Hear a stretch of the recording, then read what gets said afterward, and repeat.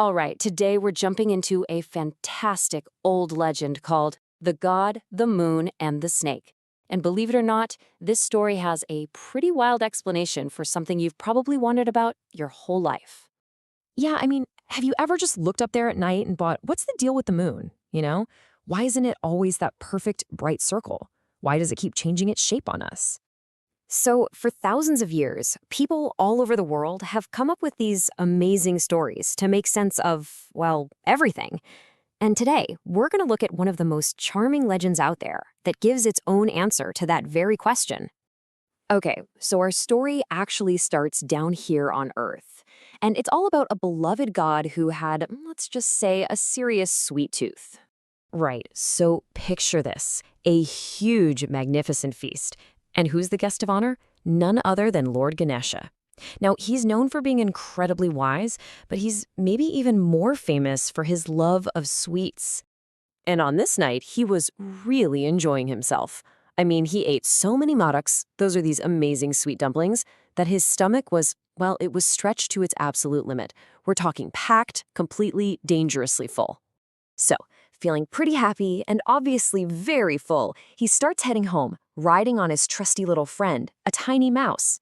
But then, all of a sudden, a snake slithers right across their path, and bam, they're stopped dead in their tracks. And right here, this is where a nice, quiet trip home turns into, well, a legendary moonlit mishap. Okay, so it all happens in a split second. The snake shows up, the poor little mouse totally freaks out and trips, and the great Lord Ganesha just tumbles right to the ground.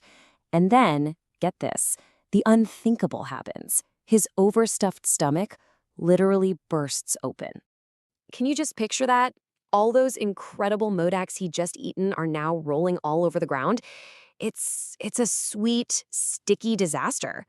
But this is where the story gets so great. Instead of freaking out, what does Ganesha do? He stays completely calm. He just, starts gathering up all the sweets, one by one, and carefully puts them right back inside. Okay, but now he's got a new problem, right?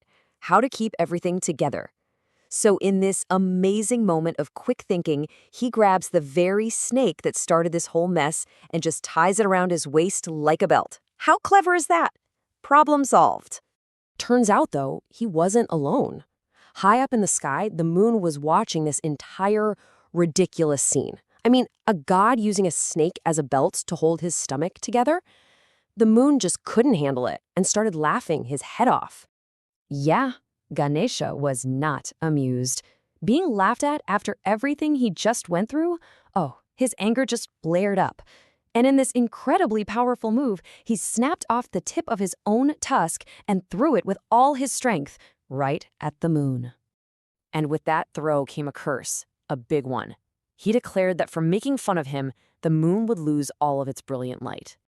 Well, as you can imagine, the moon was terrified and begged Ganesha for forgiveness. So Ganesha, feeling a little bit of pity, decided to soften the curse. He said, okay, you won't be dark forever, but you'll have to lose and then regain your light every single month, just so you remember your lesson. And that, so the legend goes, is exactly why the moon waxes and wanes to this day. Wow, what a story, right? But it's not just about the cosmic drama. This legend actually gives us some really cool vocabulary. So let's do a quick recap of a few of the keywords we just heard. All right, first up is feast. It's a noun, and it just means a huge fancy meal. Remember how the whole thing started? Lord Ganesha was invited to a great feast. Next, we've got the verb to tumble. This is all about falling, but in a sudden, clumsy way. You can totally picture Ganesha just tumbling off that little mouse, right? And here's maybe the most dramatic word in the whole story. Burst. It's a verb, and it means to break open really suddenly and violently. Like, his overstuffed stomach burst open. It's such a vivid word, perfect for that shocking moment. Okay, next up is witness. As a verb, it just means you see something happen. The moon was a key character, right? Because it was witnessing this ridiculous scene from the sky. And finally, we have the phrase that ties it all together, wax and wane. This describes that cycle of getting bigger and then smaller. Exactly what the moon does every month. So, That was a fun story, and we picked up some new words. But what's the bigger idea here? What's the real takeaway? Well, myths like this are so much more than just kids' stories. They're really about how we, as humans, try to make sense of the world around us. A story about a god who loves sweets and gets a little angry. It's a very human way of explaining something as grand as the universe. And that kind of leaves us with a final big question, doesn't it? This ancient story explained the moon with a god, a snake, and some dumplings. So, what are the big mysteries we're facing today? And what incredible, wild stories will people be telling 1,000 years from now to explain our world?